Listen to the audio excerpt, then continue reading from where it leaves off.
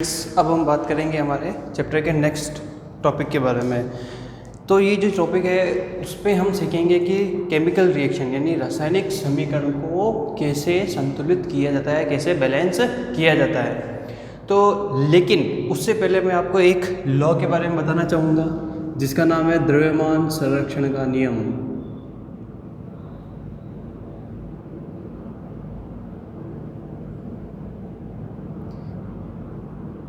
ये जो लॉ है इसी के लिए हम हमारी रासायनिक समीकरण या रासायनिक अभिक्रिया को संतुलित करते हैं। क्यों? क्योंकि ये जो नियम है हमें ये कहता है कि किसी भी रासायनिक अभिक्रिया में यानी किसी भी रिएक्शन में द्रव्यमान का नष्ट नहीं होना होता है। यानी कि आप दोनों रिएक्शन जब भी आप रिएक्शन करते हो तो अभिकारक का द्रव्यमान और उत्पाद का द्रव्यमान हमेशा बराबर आना चाहिए। तो वो द्रव्यमान संरक्षण का नियम कहलाता है। यानी कि ऊर्जा संरक्षण के नियम से भी हमें ये मिलता है कि ऊर्जा का न तो ह्रास किया जा सकता है न ही उसे उत्पन्न किया जा सकता है। उसी प्रकार द्रव्यमान का न तो अभिक्रिया के अंदर उसका ह्रास होता है न ही उत्पन्न होता है, वो होता है जो ही वेट होता है। तो इसलिए हम रासायनिक अभिक्रिया को इस द्रव्यमान संरक्षण के नियम को बचाने के लिए यानी इस द्रव्यमान संरक्षण नियम को बचाने के लिए हम रासायनिक अभिक्रिया को संतुलित करते हैं। क्यों? क्योंकि अभिक्रिया में जब तक द्रव्यमान बराबर नहीं होगा तो वो अभिक्रिया संतुलित नहीं होगी या वो अभिक्रिया कंप्लीट नहीं होगी। इसके लिए मैं एक एग्जांपल लेता हूँ आप सभी के सामने।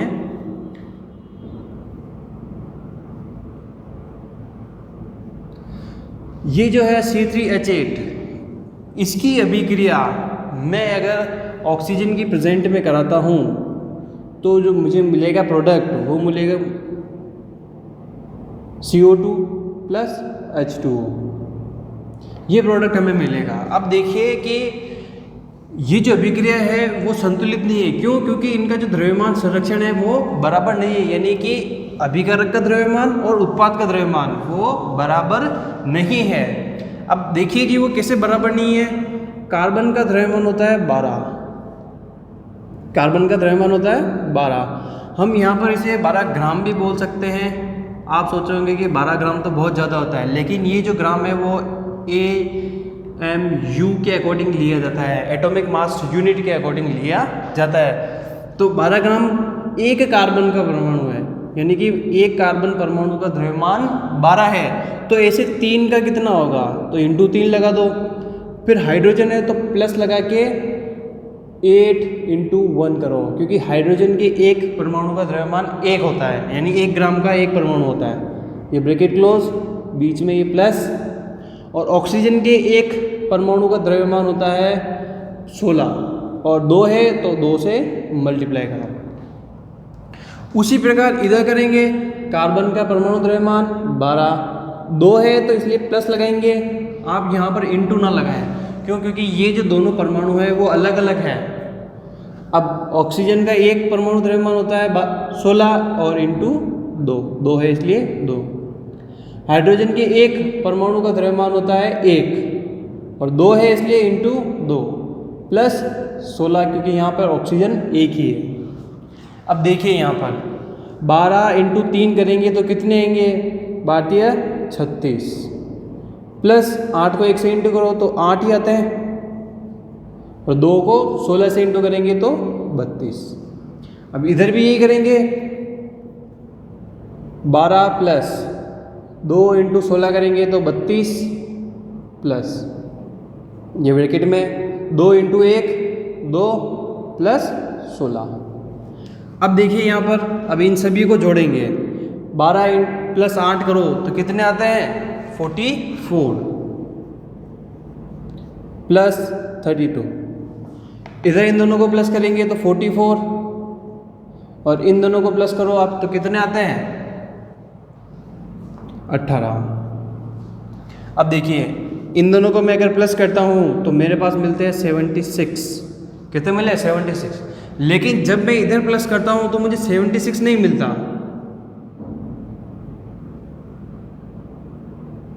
ये मिलता है 62। देखिए कि आप यहाँ पर तो 76 है लेकिन यहाँ पर 62 है, तो यहाँ पर क्या है, द्रव्यमान बराबर नहीं है, यानी ये जो लो है वो यहाँ पर निरस्त हो रहा है, लेकिन हमें ये लो यहाँ पर निरस्त नहीं करना है, इसे नष्ट नहीं करना है। तो हम इस द्रव्यमान संरक्षण नियम को बचाने के लिए अभिक्रिया का संतुलन करेंगे, यानी संतुलित करेंगे इस अभिक्रिया को। तो देखिए उसके चरण कैसे कैसे होते हैं।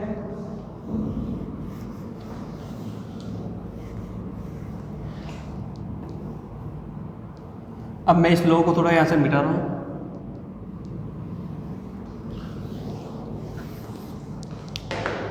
हमारी अभिक्रिया थी C3H8 प्लस O2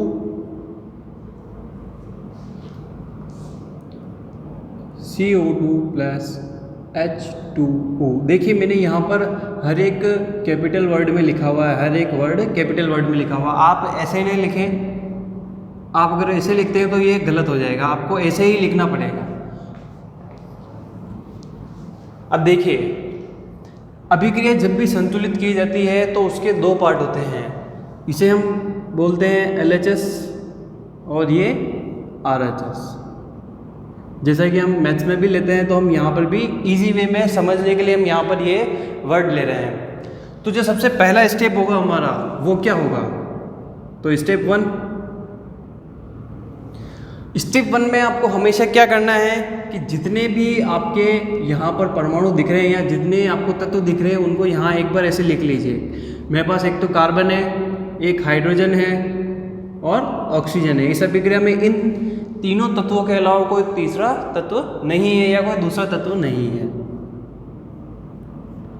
अब देखिए कि जो LHS है उसमें कार्बन, हाइड्रोजन और ऑक्सीजन उसके कितने कितने परमाणु हैं। तो देखिए कार्बन के यहाँ पर कितने परमाणु हैं, तो ये जो 3 लिखा हुआ है तो ये 3 ये शो करता है कि अभिक्रिया में कार्बन के कितने परमाणु हैं। तो देखिए यहाँ पर कार्बन के कितने परमाणु हैं, 3, तो मैं यहाँ पे लिखूंगा 3। हाइड्रोजन के कितने हैं, 8, तो ये 8 लिख दिए मैंने, और ऑक्सीजन के 2।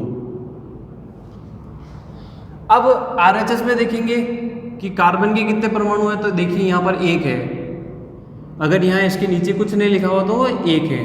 हाइड्रोजन के कितने हैं, देखिए 2 है यहाँ पर, और ऑक्सीजन के 2 + 1 है। हम इसको ऐसे लिखेंगे, अगर परमाणु अलग अलग जगह, एक ही परमाणु अलग अलग जगह है, यानी कि 2 यौगिकों के साथ, जैसे यहाँ पर ऑक्सीजन है, एक यहाँ पर भी है, यहाँ पर भी, तो हम उसको ऐसे लिखेंगे, ना कि आप इसको 3 लिख दीजिए सीधा, ये गलत हो जाएगा। ये सही है क्योंकि ये अलग ऑक्सीजन है और ये अलग यौगिक का ऑक्सीजन है। अब इस अभिक्रिया में सबसे पहले आप किसको संतुलित कर सकते हैं, देखिए कि इन अंकों में सबसे पहले किस अंक को आप संतुलित कर सकते हो। तो यहाँ पर आप हाइड्रोजन को आप सबसे पहले संतुलित कर सकते हो। तो देखिए यहाँ पर हाइड्रोजन 8 है, यहाँ पर 2 है, अगर मैं इसको 4 से गुणा कर दूंगा तो कितना आ जाएगा, 4 दूनी 8, 8 आ जाएंगे। तो हमें यहाँ एक लाइन लिखनी पड़ेगी, हाइड्रोजन को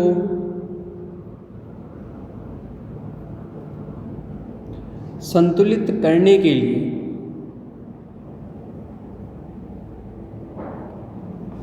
RHS में, यानी जो अभिक्रिया का राइट हैंड साइड है तीर से दूसरी तरफ वाला, उसमें 4 से गुणा करने पर, देखिए मैं यहाँ पर 4 से गुणा करूँगा, ये मैंने किया 4 से गुणा, मैंने केवल और केवल हाइड्रोजन परमाणु से किया है, न कि किसी और से। आप किसी और से कर दोगे तो अभिक्रिया गलत हो जाएगी।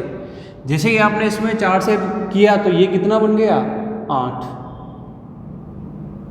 तो अब ये जो 8 है, ये जो 4 है, हमें इसको वापस अभिक्रिया के साथ लिखना होगा। तो देखिए C3H8 प्लस O2, हमने बदलाव किधर किया था, RHS में, यानी कि इस वाली साइड में, उत्पाद की साइड में, CO2 प्लस, अब मैंने हाइड्रोजन के लिए लगाया था 4, तो मैं इस हाइड्रोजन के आगे 4 लगूंगा, और ये H2O ऐसा कैसे रहेगा। अब आप वापिस यही मेथड कीजिए। तो सेकंड स्टेप हमारी क्या हो जाएगी, स्टेप 2। तो अब देखिए स्टेप 2 में कौन कौन से कार्बन, हाइड्रोजन और ऑक्सीजन।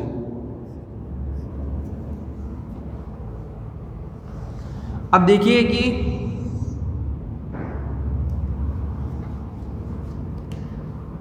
LHS में कार्बन कितना है, हाइड्रोजन कितना और ऑक्सीजन कितना है। तो देखिए कार्बन तो 3 ही है, हाइड्रोजन 8 है और ऑक्सीजन 2 है।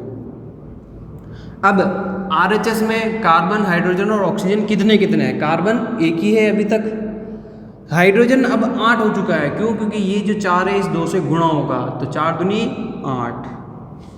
और ऑक्सीजन कितना है, 2 प्लस 4। अब आप सोच रहे होंगे कि पहले तो मैंने 1 लिखा, अब 4 क्यों लिखा। क्यों? क्योंकि ये जो 4 है इस पूरे H2O के साथ गुणा है। जैसे कि ये देखिए, ये कुछ इस तरीके से है। जब हम इसका द्रव्यमान संतुलन करेंगे तब कुछ ये इस तरीके से होगा। तो देखिए ये 16 इस 4 से भी इंटू है, इसलिए यहाँ पर ये 4 आया है। अब देखिए यहाँ पर, अब न तो ऑक्सीजन संतुलित है न ही कार्बन संतुलित है। तो सबसे पहले हम इसमें संतुलित करेंगे कार्बन को। तो देखिए कार्बन को कैसे संतुलित करते हैं। तो ये मैं फर्स्ट स्टेप मिटाना हूँ।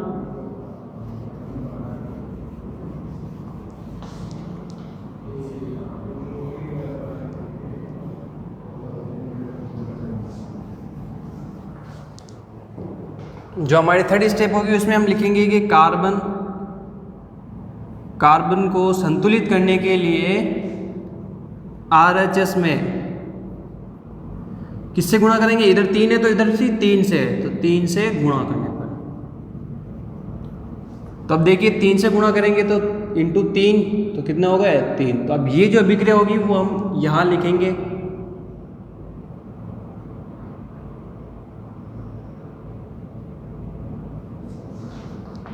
अब 3 मैंने कार्बन के आगे लगाए तो यहाँ पे मुझे कार्बन के आगे लगाना पड़ेगा।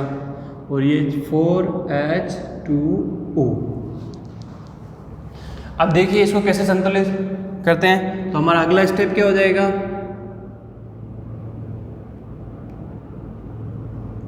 3। तो अब यहाँ पर हम देखते हैं कि कार्बन, हाइड्रोजन और ऑक्सीजन के कितने कितने परमाणु रहे हैं। LHS में कितने हैं, 3, 8 और 2। अभी तक तो यही चल रहे हैं LHS में। अब RHS में देखिए कि कार्बन कितना हो गया, 3, हाइड्रोजन कितना हो गया, 8। अब ऑक्सीजन की बात करेंगे तो ये जो 3 है इस 2 से मल्टीप्लाई हो जाएगा। तो 3 × 2 6 प्लस और 4 ये, तो यानी कि एक तरह से 10। अब देखिए कि कार्बन बैलेंस है, हाइड्रोजन बैलेंस है, लेकिन ऑक्सीजन बैलेंस नहीं है। तो ऑक्सीजन को बैलेंस करने के लिए LHS में 5 से गुणा करेंगे। किससे, 5 से गुणा। तो अब देखिए, अब ध्यान दीजिए, मैं ये सेकेंड स्टेप मिटा रहा हूँ।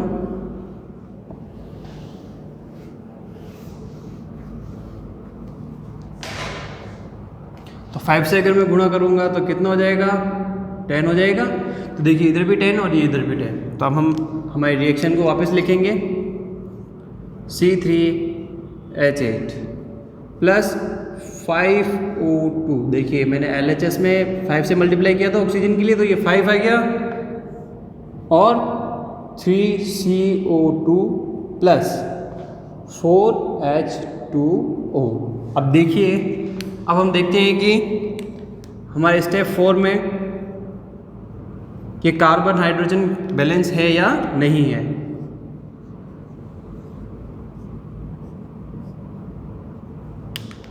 तो देखिए कार्बन इधर कितना है, 3 है, ये 3 है। अब RHS में कितना है, देखिए 3 है, 3C लिखा हुआ, तो ये 3 है। हाइड्रोजन इधर 8 है, तो ये 8 है। अब इधर भी देखिए ये जो 4 है इस 2 से मल्टीप्लाई हो जाएगा, तो ये भी 8 हो गया।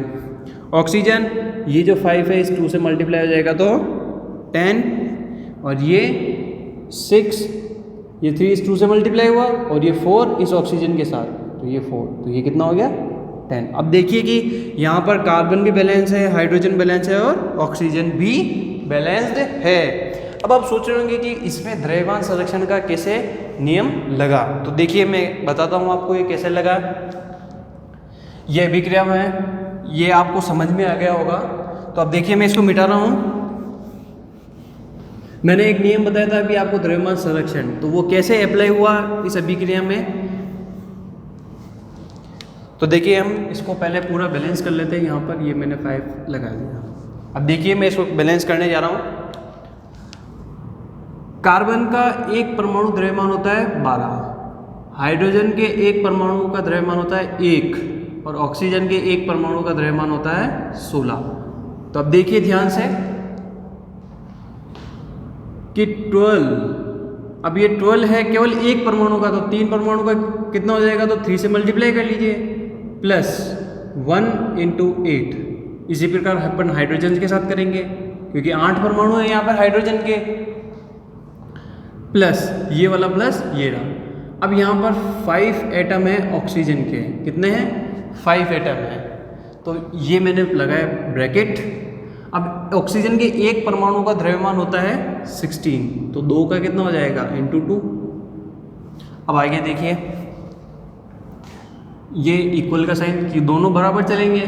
तो अब देखिए कि 3, तो ये ऐसे है 12 प्लस 2 × 16। अब ये वाला प्लस ये रहा। अब ये जो 4 है कुछ इस तरीके से आएगा, 2 × 1 प्लस 6। अब देखिए इसको अपन पूरा सॉल्व करते हैं मैथमेटिकली। इसे हम वैसे ही सॉल्व करेंगे जैसे अपन मैथमेटिक्स में करते हैं। 3 × 12 36, 8 × 1 8। अब ये जो 5 है पहले इसको आप ऐसे ही रखें, × 2 2 × 16, तो ये होता हो गया आपके 32 यानी कि 32। अब ये जो 3 है इस पूरे ब्रैकेट से गुणा होगा, लेकिन उससे पहले हम इसको सॉल्व करेंगे ब्रैकेट को। तो 12 ऐसे कैसे ही 2 × 16, तो ये हो गया 32। अब ये 4 ऐसे कैसे ही रहेगा, पहले ब्रैकेट सोल्व होगा, तो 2 × 1 2 प्लस 16। अब देखिए यहाँ पर अपन प्लस करते हैं 36 में यानी 36 में जब मैं 8 जोड़ूंगा तो हो जाएंगे 44, प्लस अब 5 को 32 से इंटू कीजिए, 5 दूनी 10, 0 हाथ से लगे 1, 5 से 15 और 1 16। अगर आप ऐसे ओरल नहीं कर सकते हो तो आप ऐसे भी कर सकते हो। 5 दूनी 10 के 0 हाथ से लगे 1, 5 से 15 और 1 16। देखिए 160 आ रहा है। अब ये 3 तो ऐसे कैसे ही 12 प्लस 32 करेंगे तो आप कह देंगे 44 प्लस 4 एज इट इज। अब 2 प्लस 16 तो कितना हो गए 18। अब आप देखिए मैं इन दोनों को जोड़ने जा रहा हूँ, तो 4 में 0 प्लस करेंगे तो 4 ही आएंगे, 4 प्लस 6 10 और ये 1 और ये 2। यहाँ पर आया 204। अब इधर देखते हैं कि उधर 204 आता है कि नहीं। 3 को 4 से मल्टीप्लाई कीजिए, 4 3 12, 1 कैरी किया, 4 3 12 प्लस 1 13। अब इन दोनों को प्लस करें, सॉरी इंटू करेंगे तो कितना आ जाएगा, 8 चौक 32 के 2 हासिल लगे 3, 4 एकम 4 और 3 7। अब इसको भी आप प्लस कर लीजिए, 2 + 2 4। अब 2 + 2 4 हो गए, 3 + 7 10 और ये 1 2। अब देखिए कि यहाँ पर भी 204 है और इधर भी 204 है। तो ये जो अभिक्रिया है वो अब हमारी प्रॉपर संतुलित अभिक्रिया है। कुछ और एग्जांपल लेता हूँ मैं।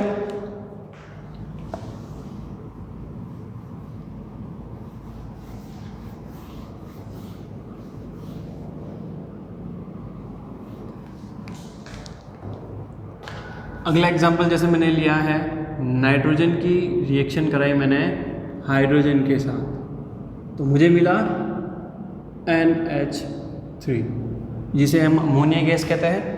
ये दोनों गैसियस फॉर्म में है, तो यहाँ पर G लगाना कंपलसरी है हमारे लिए। ये लीजिए।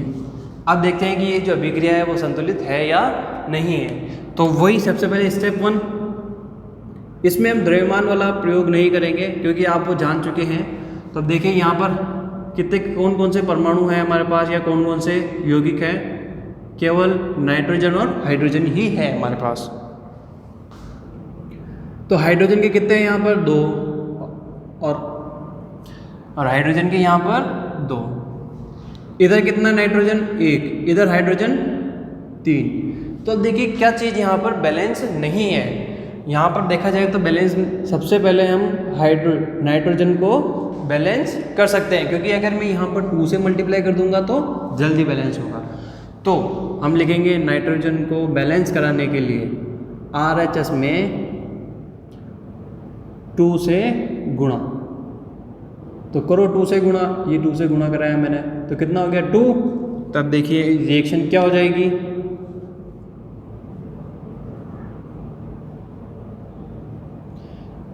अब मैंने RHS में कराया तो RHS में लगाऊंगा मैं 2NH3। अब हमारा नेक्स्ट स्टेप क्या हो जाएगा? वापस से चेक करना कि कौन कौन सा बैलेंस है या कौन कौन सा बैलेंस नहीं है। तो देखिए नाइट्रोजन और हाइड्रोजन, नाइट्रोजन इधर 2 है, हाइड्रोजन इधर 2 है। अब इधर नाइट्रोजन तो 2 है, अब हाइड्रोजन कितना हो गया? 2 × 3 6। कितना हो गया? 6। तो देखिए हाइड्रोजन अनबैलेंस्ड है यहाँ पर। नाइट्रोजन तो बैलेंस है लेकिन हाइड्रोजन अनबैलेंस है। तो RHS में हाइड्रोजन के लिए LHS में 3 से गुणा, क्योंकि 3 × 6 2 करेंगे तो 6 आ जाएगा, तो इसलिए हम इसमें करेंगे। तो देखें 2 × 3 हो गया 6। तो अब इस रिएक्शन को आप ऐसे लिख सकते हो N2G। ये जो G लिख रहा हूँ ये गैसेस फॉर्म में है इसलिए लिख रहा हूँ मैं। 3 ले गया है क्योंकि 3 से इंटू करा, और H2 ये भी गैसेस फॉर्म में है। अब आप इसको देखिए, अब आप देखिए यहाँ पर कोई चीज़ बैलेंस है या नहीं है। देखिए अब पूरी रिएक्शन बैलेंस है। नाइट्रोजन 2 है, इधर भी 2 है, हाइड्रोजन 6 है, इधर भी 6 है। तो जो रिएक्शन है वो क्या है? एक प्रॉपर बैलेंस्ड रिएक्शन है। तो मैं कुछ और एग्जांपल आपको दे रहा हूँ, आप वो कीजिए और बताइए कि ये जो रिएक्शन है वो बैलेंस है या नहीं है।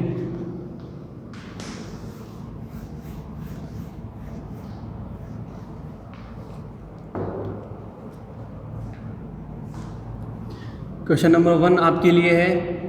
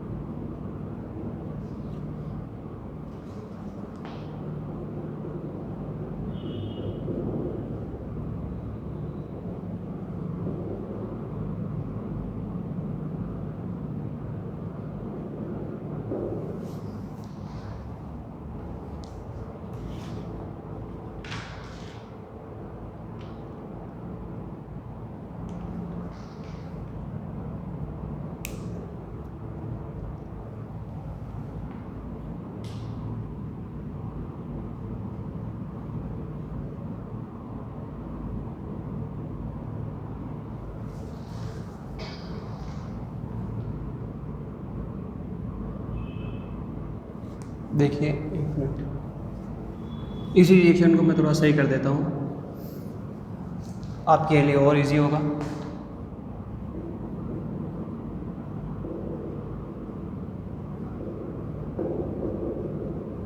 तो आपके लिए ये 2 ही रिएक्शन काफ़ी है। तो आप ये 2 रिएक्शन वीडियो पॉज कीजिए और इन दोनों रिएक्शन को बैलेंस कीजिए। अगर आपको इससे रिलेटेड समीकरण संतुलन से रिलेटेड आपको और भी एग्जाम्पल चाहिए तो आप हमें व्हाट्सअप कर सकते हैं और एग्जाम्पल ले सकते हैं। अब हम थोड़ी कुछ पॉइंट्स के बारे में बात कर लेते हैं कि इसमें कौन कौन से पॉइंट्स और हैं हमारे रासायनिक समीकरण में या रासायनिक अभिक्रिया में। तो एक बात बता दूं कि हमें अगर कोई एलिमेंट या कोई यौगिक दिया हुआ है, अगर वो तीनों अवस्थाओं में मिलता है, यानी कि सॉलिड, लिक्विड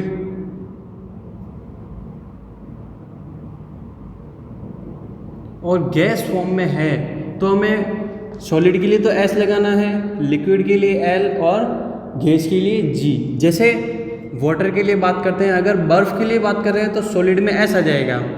इसी प्रकार जैसे CaO, ये क्या सॉलिड है तो ये S में आ जाएगा। मैं बात करता हूँ क्लोरीन गैस के लिए तो मुझे यहाँ G लगाना पड़ेगा। मैं अगर सिंपल वाटर की बात करता हूँ तो मुझे यहाँ लिक्विड वो नीचे आएगा, सब स्क्रिप्ट में आएगा, ना कि सुपर स्क्रिप्ट में। तो आपको ऐसा लगाना पड़ेगा। अगर अभिक्रिया में उत्पाद जलीय विलयन में बनता है तो हम उसके लिए एक्वस AQ का यूज़ करेंगे। किसका? AQ। इसे हम कहते हैं जलीय विलयन।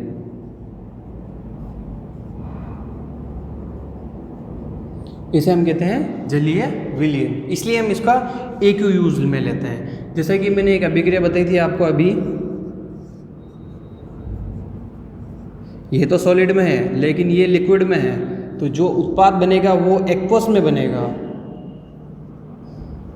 क्यों? अगर आप जब भी किसी सॉलिड की रिएक्शन वाटर के साथ कराते हो तो हमें हमेशा जलीय विलयन मिलता है, इसलिए हम यहाँ पर AQ लिखेंगे। इसमें कुछ पॉइंट्स और आते हैं कि रासायनिक समीकरण या रासायनिक अभिक्रिया से हमें क्या मिलता है या उसकी सीमाएं क्या क्या होती है, तो वो देखिए।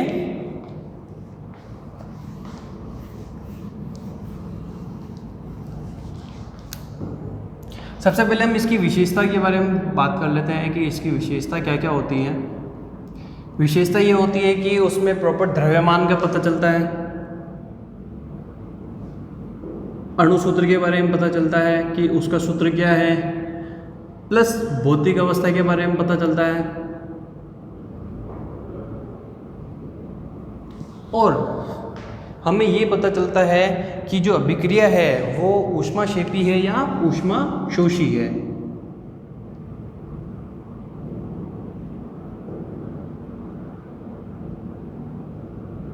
ऊष्माक्षेपी या ऊष्माशोषी मतलब है कि ऊष्माक्षेपी का मतलब ऊष्मा का दान करना या उत्सर्जन होना। यहाँ पर ऊर्जा का उत्सर्जन होता है ऊष्माक्षेपी अभिक्रिया में, और ऊष्माशोषी में अवशोषण की जाती है ऊर्जा का अवशोषण किया जाता है। अब ऊर्जा का अवशोषण या ऊर्जा के उत्सर्जन से तात्पर्य है कि जब भी कोई अभिक्रिया होगी, अगर आप उसमें ऊर्जा दे रहे हैं तो आपको वहाँ पर नेगेटिव साइन लगाना होगा, क्योंकि वो अभिक्रिया होगी ऊष्माशोषी। अगर आप ऊर्जा उत्सर्जित हो रही है अभिक्रिया में तो प्लस साइन लगाना होगा। यहाँ पर तो ऊर्जा का हमारे द्वारा दी जा रही है, यहाँ पर लेकिन अभिक्रिया द्वारा दी जाती है। जैसे कि एक अभिक्रिया मैं लेता हूँ आपके सामने,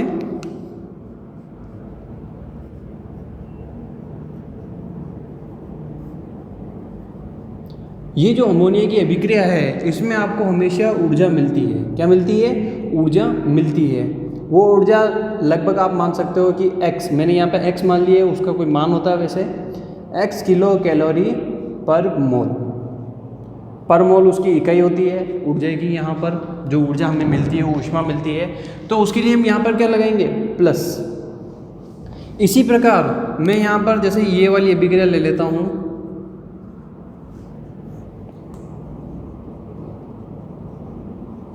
इसमें -x किलो कैलोरी ऊर्जा जाती है, क्योंकि इसमें तो हमने ऊर्जा दी है, दी गई ऊर्जा है, लेकिन यहाँ पर हमें ऊर्जा मिलती है। अभिक्रिया में अगर प्लस साइन के साथ ऊर्जा दे रखी तो हम आपको अभिक्रिया मिल रही है, यानी ऊष्मा मिल रही है। लेकिन अभिक्रिया में आपको माइनस साइन दिया हुआ है तो आपके द्वारा ऊष्मा दी गई, यानी आप किसी चीज़ को गर्म कर रहे हो, या प्लस साइन है तो आपको गर्म ऊर्जा मिल रही है उस अभिक्रिया से। क्या मिल रही है? उस अभिक्रिया से गर्म ऊर्जा मिल रही है। इसलिए ऊष्माक्षेपी और ऊष्माशोषी अभिक्रियाएं भी होती हैं कुछ। अब आपको एक पॉइंट और बताता हूँ कि इस अभिक्रियाओं में उसकी विशेषताओं के साथ ये होता है कि आपको पदार्थ का भौतिक अवस्था मिलती है, जानकारी मिल गई उसकी, और साथ साथ उस अभिक्रिया के परिस्थितियों के बारे में पता चलता है कि उस अभिक्रिया में कितना दाब लग रहा है, कितना ताप लगाना है आपको, कि जब जाके वो रिएक्शन पूरी होगी। जैसे आप पानी को गर्म करते हो तो वो भी एक अभिक्रिया है कि आपको कितना टेम्परेचर देना है जिससे वो पानी जल वाष्प में बदल जाए। तो वो आपका कितना दोगे 100 डिग्री सेल्सियस, तो ये हो गया एक निश्चित ताप हो गया, 1 ATM दाब हो गया आपके, ये 1 ATM एक दाब है यानी प्रेशर लगाना हो गया। ऐसे बहुत सारी चीज़ों के बारे में हमें पता चलता है, लेकिन इसकी कुछ सीमाएं भी होती है। सीमाएं ये होती है यानी इसकी कमियां कह सकते हो आप। कमी ये होती है कि हमें इसमें ये नहीं पता चलता है कि जो अभिक्रिया है वो पूर्णतः संपन्न हुई है या नहीं हुई है। साथ ही इसकी एक कमी ये है कि इसमें जो अभिकारक और उत्पाद है उसकी सांद्रता का पता नहीं चलता। सांद्रता का मतलब वो कितने ताकतवर है या कितने कमज़ोर है, इसके बारे में भी हमें नहीं पता चलता है। आई होप कि आपको ये रासायनिक समीकरण कैसे संतुलित करने हैं वो आ गया होगा। अब हम हमारे अगले लेक्चर में बात करेंगे रासायनिक अभिक्रियाओं के बारे में कि रासायनिक अभिक्रिया कौन कौन सी होती है और कितनी होती है। लेकिन आप उससे पहले हमारे अगले लेक्चर की तरफ बढ़ने से पहले मैं आपको बता दूं कि अगर आप रासायनिक अभिक्रिया संतुलित करना अभी तक नहीं सीखे हैं तो आप हमें व्हाट्सएप कीजिए और काफ़ी सारे एग्जाम्पल्स ले सकते हैं। इसमें एक चीज़ ये है कि बहुत सारी अभिक्रियाएँ जो होती है ना वो उत्क्रमणीय भी होती है। उत्क्रमणीय होने के लिए आपको ये डबल एरो का साइन लगाया जाता है। इसमें एक चीज़ और बताऊंगा कि बहुत सारी अभिक्रियाओं में आपके उत्प्रेरक का यूज़ भी होता है। किसका यूज़ होता है? उत्प्रेरक, जो अभिक्रिया को मंद या तीव्र करता है। उसके लिए हम क्या करते हैं, जैसे मैं आपको एक एग्जांपल बता देता हूँ। जैसे ये कोई मेरे पास यौगिक है, मैंने इसकी अभिक्रिया करी हाइड्रोजन के साथ और मैंने इसकी निकल की उपस्थिति में, किसकी उपस्थिति में? निकल की उपस्थिति में अभिक्रिया कराई तो मुझे ये प्रोडक्ट मिला। अब देखिए कि ये जो निकल है वो हमारा उत्प्रेरक कहलाएगा। कि अभिक्रिया में जब किसी उत्प्रेरक को यूज़ किया जाता है तो उसे तीर के निशान के पहले यानी तीर के निशान के ऊपर लिखा जाता है, ये उत्प्रेरक होता है। और किसी टेम्परेचर, अगर यहाँ पे कोई टेम्परेचर दे रखा है जैसे 473 केल्विन और 100 ATM प्रेशर, तो वो भी आपको तीर के निशान के ऊपर लिखना होगा। ये एक प्रॉपर रासायनिक समीकरण लिखने का तरीका होता है और उसे कैसे बैलेंस किया जाता है मैंने इस वीडियो में आपको बताया है। तो आप इसके काफ़ी सारे एग्जांपल्स आपकी बुक में भी दिए हुए हैं, तो आप उसको वो कीजिए और कहीं प्रॉब्लम आए तो आप हमें मैसेज करके रिप्लाई करें और कमेंट में ज़रूर ये लिखें कि ये वीडियो कैसा है और किस तरीके से हमें बदलाव करने चाहिए। और वीडियो में अगर आपने अभी तक हमारे चैनल को सब्सक्राइब नहीं किया है तो कीजिए। उस चैनल के अंदर हमारे बहुत सारे वीडियो हैं और आप बहुत सारे नॉलेज देख सकते हो हमारे इस चैनल में। Thank you.